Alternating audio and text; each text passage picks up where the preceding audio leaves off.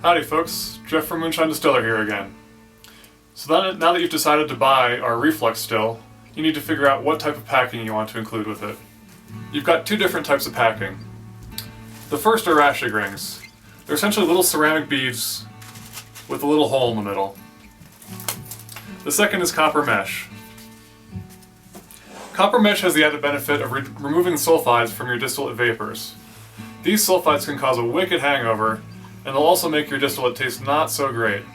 However, as the copper mesh reacts with those sulfides, it'll slowly start to turn a black color like this. This tarnish can be easily removed with a solution of citric acid and water.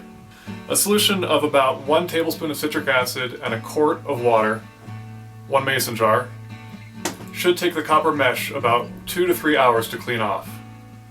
Once it's done, it should be nice and shiny like this.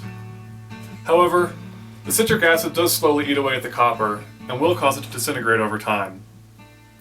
Once the copper mesh starts disintegrating, you'll need to replace it. The Raschig rings, on the other hand, however, are made from ceramic and will last a lifetime, assuming you don't wash them down the drain. They can be easily cleaned by putting them in an aluminum container and roasting them in the oven at about 300 degrees for 15 or 20 minutes.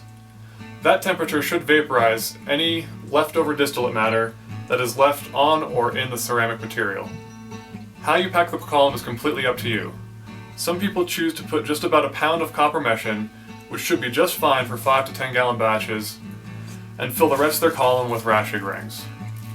However, some people, who make sure they want to remove all the sulfides, will pack their column completely with copper mesh. The efficiency between the copper mesh and Raschig rings is just about the same, so either way you do it, you can't go wrong. Thanks for tuning in.